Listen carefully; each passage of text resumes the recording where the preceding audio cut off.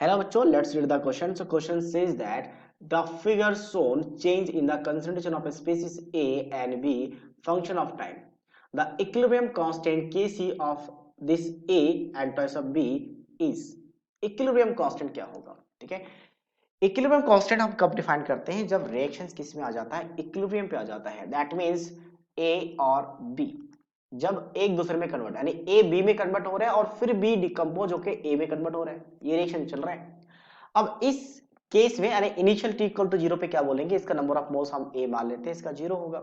ठीक है, और आफ्टर सम टाइम जब इक्विलिब्रियम पे आएगा तो इक्विलिब्रियम पे इसका कुछ नंबर ऑफ मोल्स रहा होगा और इसका भी नंबर ऑफ मोल्स कुछ रहा होगा, एक्स और वाई मान लेते हैं। ठीक है, मोल्स या फिर कंसंट्रेशन भी ले सकते हैं, दोनों चलते हैं। अब एट इक्विलिब्रियम पे क्या होता है? क्योंकि हमें क्या पूछा गया? केसी, और केसी डिफाइन करते हैं एट इक्विलिब्रियम पे। एट इक्विलिब्रियम पे केसी लिखा जाता है, और इक्विलिब्रियम होता क्या कि रेट ऑफ फॉरवर्ड और rate of backward direction equal हो जाए, और ये डायनेमिक इक्विलिब्रियम होता है। यानी कि जितना मोल्स ए का बी में कन्वर्ट होगा उतना ही मोल्स बी का ए में कन्वर्ट हो जाएगा। मान लो 5 मोल बी का बना तो 5 मोल फिर बी डिकम्पोज होकर इधर आ जाएगा।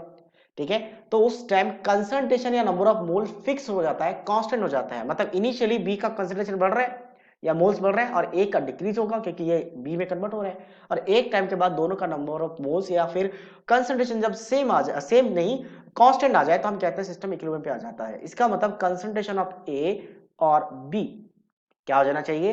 कांस्टेंट हो जाना चाहिए। उस टाइम सिस्टम क्या होता है? इक्विलिब्रियम पे होता है। तो अब यहाँ पे देखा जाए तो इनिशियली यहाँ पे इंक्रीज करना स्टार्ट किया बी का, और यहाँ पे जाने के बाद कांस्टेंट हुआ है, जो आगे दिखाई नहीं गई आपके बाद कांस्टेंट हो चुके हैं।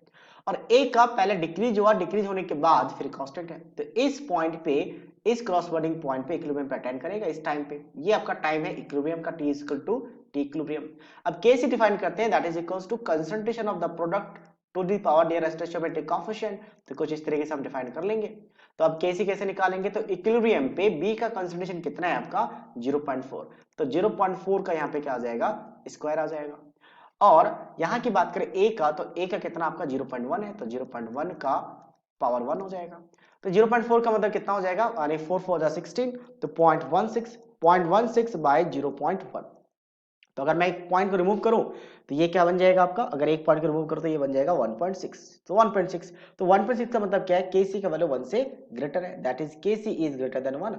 लेस देन 1 ऑब्वियसली नहीं, इक्वल टू 1 नहीं, डाटा इनसफिशिएंट नहीं, डाटा तो है, हमने कैलकुलेट किया है। तो that means only option A is the correct answer of this question. So I hope you understood it well. All the best.